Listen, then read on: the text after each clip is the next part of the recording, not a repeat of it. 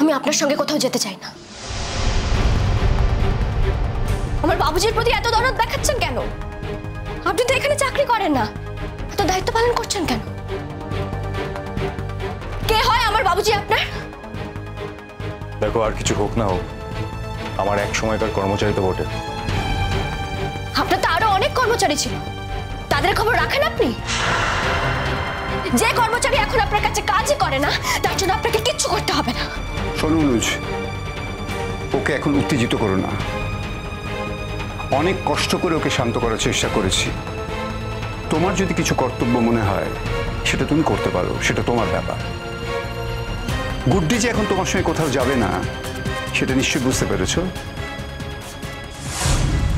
আমি যাব, কিন্তু আমি একা যাব, ওনার সঙ্গে আমি কোথাও যাব না। আপনার কোনো রকমের কোনো দরদ আমার দরকার নেই, আমি যাব একা। কোথাও যাবি না তুই? কি পাগলের মতো বলছিস? জামাই যাচ্ছে, খুঁজে বার করবে তোর বাবাকে। কে জামাই নানি? এই লোকটা আমাদের কেউ হন না। শুধু শুধু একটা লোককে তুমি একদম জামাই বলবে না, আর কোনোদিনের জন্য এই ধরনের কোনো কথা না শুনি। রাগ করে না দিদি, রাগ করতে নেই।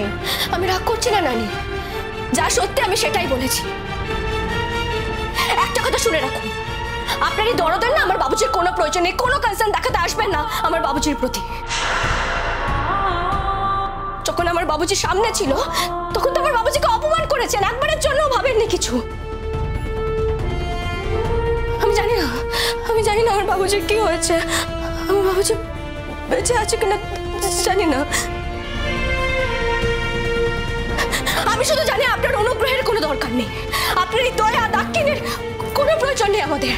আপনার দয়া ছাড়াও আমরা চলে যেতে পারবো। দেখো, আমার বলার কথা আমি বলতে এসেছিলাম। রাস্তা বন্ধ, ধস নেমেছে, আমাদের ঘোড়া পথে যেতে হবে, যেটা তোমার পক্ষে যাওয়া এই মুহূর্তে একা অসম্ভব। যাই হোক, আমার জানানোর কথা ছিল, আমি তোমায় জানাতে এসেছিলাম। Now it's up to you. আমি আসছি তাহলে। তুমি যাচ্ছ তাহলে? আঙ্কেল, এই সোসাইটির প্রতি আমার একটা কমিটমেন্ট আছে, ব্যক্তি মানুষের প্রতিও আমার একটা কমিটমেন্ট আছে। হ্যাঁ, এটা অবশ্য ঠিক যে আপনি বলেছেন, কিন্তু আপনি বলেছেন বলেই কিন্তু আমি যাচ্ছি না। আমি প্রয়োজন বোধ করছি, তাই আমি যাচ্ছি। এনিওয়ে, রাত্রিবেলায় আশা করছি সমস্ত খবরাখবর আমি আপনাদেরকে অবশ্যই জানাতে পারবো। আর গৌরী যদি বাই চান্স ইনজিওর্ড হয়ে থাকে, ওর হসপিটালে যাতে সমস্ত কিছু অ্যারেঞ্জমেন্ট ঠিকঠাক করে হয় সেটা আমি দেখব। আসছি। আপনাকে দেখতে হবে না, আপনি আমার বাবুজিকে একদম দেখবেন না। ওখানে নিশ্চয় লোক আছে আমার বাবুজিকে দেখার জন্য, যারা দায়িত্বে আছে তারাই আমার বাবুজিকে দেখবে, আপনি দেখবেন না। গুড্ডি, আমার কাজ সম্পর্কে গাইড করার কিন্তু তুমি কেউ নও। একটা কথা বলি, শুধু বহুরু কেন, ওখানে যে কিংবা যারা যারা ইনজিওর্ড হয়ে আছে সবাই যাতে ঠিকঠাকভাবে পরিষেবা পায় সেটা দেখা আমার কাজ। হ্যাঁ, আমি এই মুহূর্তে দায়িত্বে নেই, কিন্তু এই প্রফেশনে তো আমি আছি, আর প্রফেশনে যখন আছি এটা আমার কাজ, তাই আমি জানি আমাকে কি করতে হবে। যাই হোক, গুড্ডি বিপর্যয়ের সময় মাথা ঠান্ডা রাখতে, তাই শরীরকে সুস্থ রাখা খুব প্রয়োজন। তুমি প্লিজ ওষুধগুলো খেতে ভুল করো না, ওষুধগুলো ঠিকঠাক করে খেও। আর একটা কথা বলি, আশা করছি বহুরও কিছু হয়নি, বহুরু ঠিক আছে, সুস্থ আছে। বহুরু যদি ঠিকঠাক থাকে, বহুরুকে নিয়ে আমি তোমার কাছে এসে উপস্থিত করবো, I promise. Thank you so much. সবাই কিন্তু আপনার কনসার্ন এক্সপেক্ট করে না, আমিও করি না, তাই দয়া করে আমাকে কোনো রকমের কোনো কনসার্ন দেখাতে আসবেন না। আপনি দয়া করে এখান থেকে চলে যান, চলে যান, চলে যান এখান থেকে।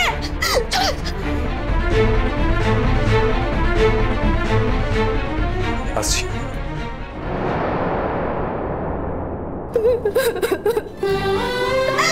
বাবুজি,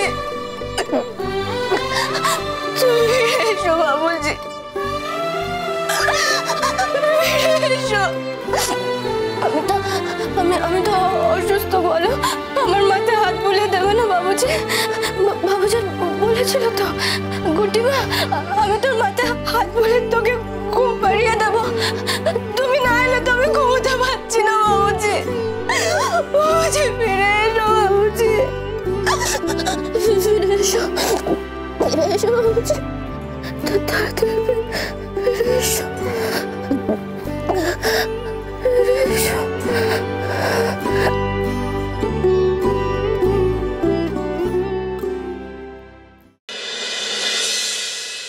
মুছে যাওয়া দিনগুলি আমায় যে পিছু ডাকে,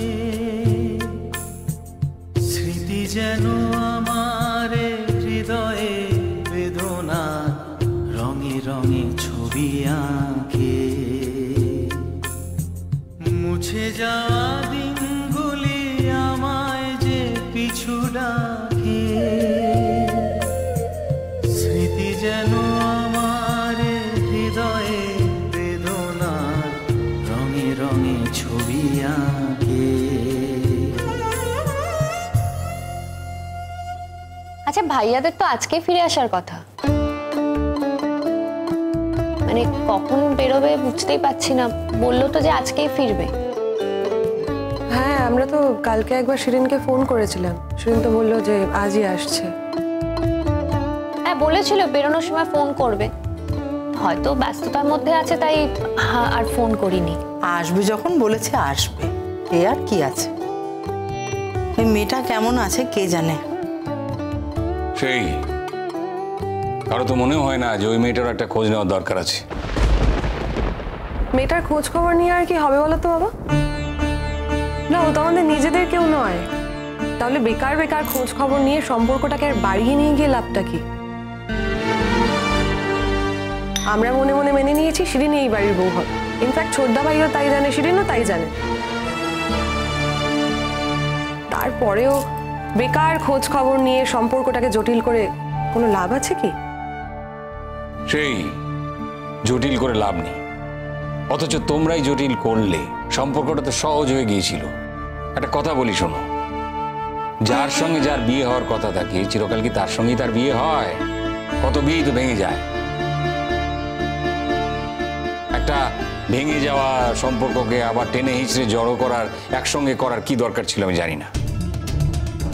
মামা দেখেছো বাবা আজকাল কিরকম ভাবে কথাবার্তা বলছে? অদ্ভুত ধরনের কথা বলছে নাকি? বাবা এরকম কথা বলো না। আজকাল কি হয়েছে তোমার? আমার কিছু হয়নি, হয়েছে তোমাদের। তোমরা শুধু বাইরের চাকচিক্য দিয়ে দেখো, ভেতরটা দেখতে পারো না। যদি ভেতরটা দেখতে পেতে না, তাহলে দেখতে যে ওই মেয়েটার মতো পবিত্র মনের একটা মেয়ে, ওই মেয়েটার মতো সুন্দর মনের একটা মেয়ে চট করে সহজে পাওয়া যায় না। মাম্মা, তুমি বাবাকে কিছু বলবে না? আমি কি বলবো? বিয়েটা যখন হয়ে গেছিল তখন তো আর আমাদের কিছু করার ছিল না, তাই না? তবে যাই বলিস, মেয়েটার কিন্তু দয়াধম্ম আছে শরীরে। আমার পায়ের ব্যথাটা একদম ঠিক করে দিল। হ্যাঁ, ওই যে তেলটা দিল না, এমন মালিশ করে দিল। ও তোমায় বলেছে যে তেলটা ফুরিয়ে গেলেও আবার পাঠিয়ে দেবে। মাম্মাম, তোমার পায়ে তেল মালিশ করে দিয়েছিল মেয়েটা কেন বলো তো? এই বাড়িতে টিকে থাকার জন্য। এই যে এখন চলে গেছে এই বাড়ি থেকে, দেখো তোমার জন্য তেল টেল কিচ্ছু বানিয়ে পাঠাবে না আর। বিয়ে হয়ে সংসার করছো, অনেক মানুষের দায়িত্ব নিয়েছো। তোমার কাছ থেকে এত ছোট মনের কথা আশা করা যায় না।